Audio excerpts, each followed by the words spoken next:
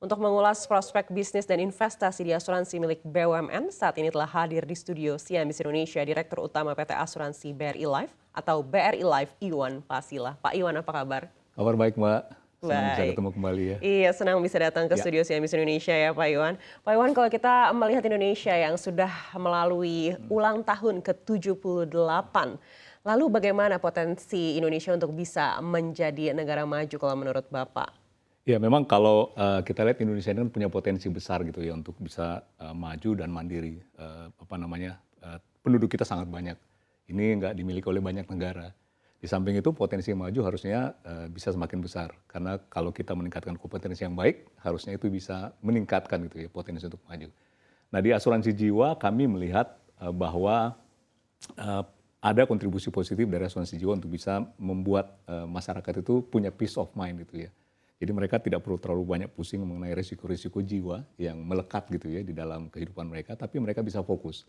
Jadi harapannya kalau dia punya peace of mind ini, kedamaian pikiran gitu ya, dia bisa fokus melakukan pekerjaannya sehingga bisa memberi nilai tambah.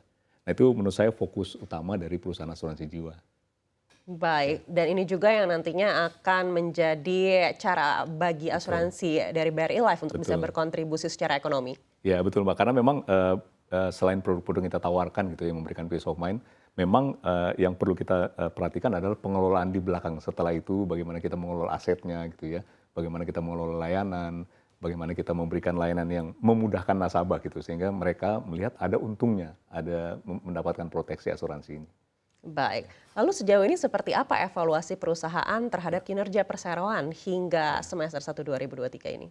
Jadi memang Mbak Aneke bahwa tadi sudah disampaikan bahwa premi asuransi jiwa itu turun kan hampir 10%. Kalau kita kemudian bedah lagi, premi asuransi baru yang biasanya menjadi alat ukur di asuransi jiwa gitu ya, itu turun sekitar 15%. Nah memang ini banyak terpengaruh oleh penjualan produk-produk unit link. Nah kami bersyukur di BRI Life sampai dengan semester 1 tahun ini, kita tuh masih bisa tumbuh 12% year on year. Dan memang kami sejak awal tentu sudah mulai fokus untuk shifting gitu ya. Kami melihat memang produk unit link ini selain memang proses pemasarannya yang memang membutuhkan banyak step gitu ya, dengan peraturan baru kita mengantisipasi adanya welcome call di mana nasabah harus ditelepon gitu ya untuk konfirmasi.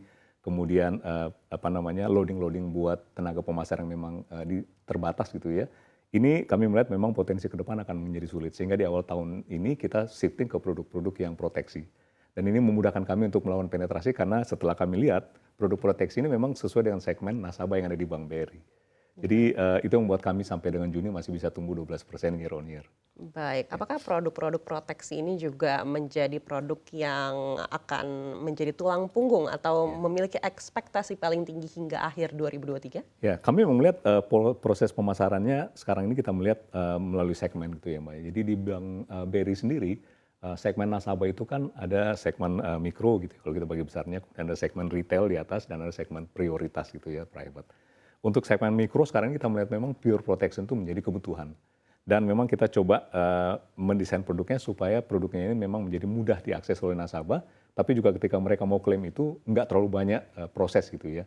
Jadi saat ini kita terus mendorong supaya proses-proses ini bisa memanfaatkan teknologi digital, sehingga nasabah waktu belinya mudah, waktu klaimnya pun mudah gitu ya. Nah kemudian segmen retail ini memang kita mulai lengkapi dengan produk-produk yang lebih jangka panjang. Jadi selain ada asuransi mikro untuk yang lower mass, kita juga ada produk-produk asuransi jiwa yang kemudian juga bisa mengcover termasuk penyakit kritis dengan misalnya premi tertentu. Nah untuk segmen prioritas memang kita fokus ke produk-produk yang berkaitan dengan critical illness ini, memberikan mereka proteksi yang lebih karena umumnya mereka sudah punya proteksi asuransi jiwa yang lain gitu ya. Jadi kita mencoba menyasar kebutuhan per segmen itu Mbak Aneke supaya kita bisa melakukan penetrasi dengan baik. Baik, hingga akhir 2023 nanti, momentum apa yang bisa menjadi peluang untuk BRI Life?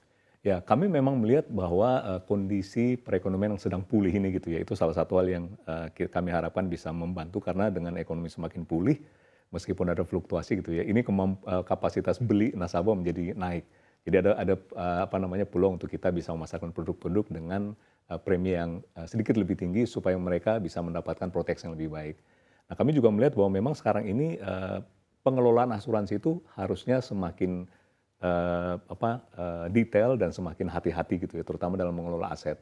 Nah, kita bersyukur sekarang ini cukup banyak perusahaan yang mulai mengemukakan mendorong pengelolaan investasi yang baik gitu ya.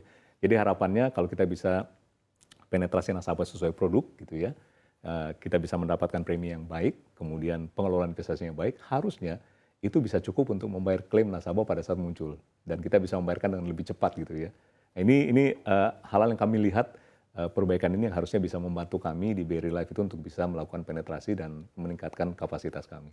Baik, lalu apa saja yang akan menjadi tantangan hingga akhir 2023 ini, terutama kalau kita lihat situasi di global ini juga masih sangat volatil? Ya, tantangan memang sekarang ini kalau kita lihat di global kan pasar gitu ya, terutama memang ini perlu disikapi yang mempengaruhi market value fluctuation dari aset-aset. Sehingga memang di BRI Life, Mbak Anneke, kami mencoba melihat produk-produk yang memang tidak kemudian memberikan garansi gitu ya. Kalaupun kita memberikan garansi, memang kita sudah patok bahwa ini garansi ini bisa kita berikan dalam tenor tertentu. Jadi produk-produk seperti yang memberikan garansi ini memang kita coba hindari. Kita lebih kepada produk proteksi di mana kita menggaransi proteksinya gitu ya. Dan itu membantu kami juga ternyata untuk memenuhi kebutuhan nasabah. Karena memang mereka membutuhkan proteksi tersebut. Nah, untuk hal-hal yang pengelolaan aset ini memang kita coba pilih sesuai dengan kebijakan investasi yang sudah kita susun gitu ya. Supaya kebijakan investasi ini bisa kita terapkan pada saat kita menginvestasikan premi nasabah. Jadi jangan sampai misalnya kita menggaranti premi nasabah itu sampai akhir tahun periode tertentu, tapi kita investnya di aset di saham misalnya yang short term gitu ya. Nah, ini memang jadi mismatch. Jadi di BRI Life ini kita coba disiplin untuk memastikan bahwa pengelolaan itu ada sehingga kita bisa memastikan bahwa meskipun pasarnya fluktuasi, karena fluktuasi pasar ini kan juga bisa memberikan dampak positif atau negatif gitu ya. Aset bisa naik atau turun. Sehingga kalau itu bisa kita kelola dengan baik, harusnya itu bisa memberikan potensi untuk tumbuh sebenarnya ke depan.